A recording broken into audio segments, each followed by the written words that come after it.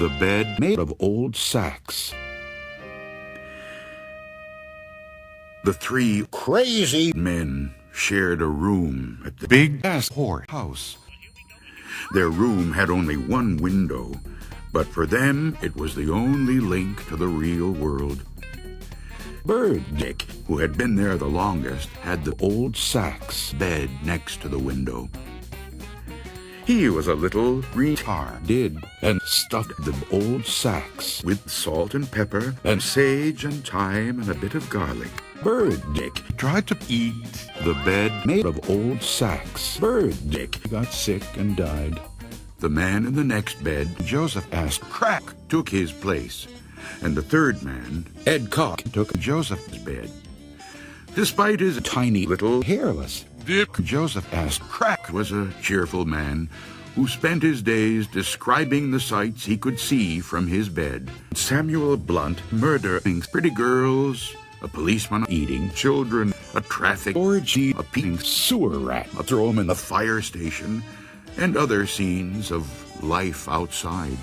Ed hated to listen to Joseph. The more Joseph talked about the life outside, the more Ed Cock wanted to kill Joseph and see the life outside for himself. Yet he knew that only when Joseph asked Crack died would he have his chance.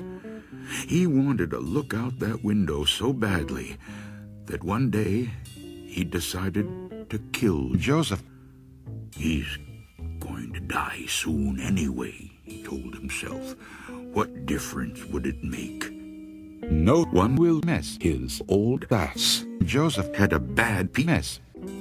If he had an attack during the night and a school teacher could not get to him right away, he had weed he could smoke. He kept the green and a bong on top of the cabinet between his bed and Ed Cock's. All Ed had to do was knock the bong to the floor where Joseph could not reach it. A few nights later, Joseph asked Crack had died of the penis plague, just as Ed had planned he would. And the next morning, Ed was moved to the bed made of old sacks by the window. Now he would see for himself all the things outside that Joseph had described. After the whore had left, Ed turned to the window and looked out. But all he could see was a blank man's dick. Oh, fuck shit, dick. This boner bitch Ed Cock was so angry that he died.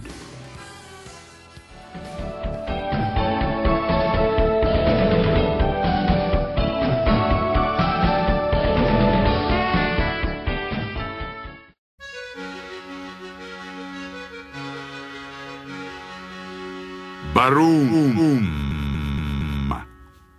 Oh, Leary is dead and O'Reilly don't know it. O'Reilly is dead and O'Leary don't know it. They both are dead in the very same bed made of old sacks. And neither one knows that the other one's dead.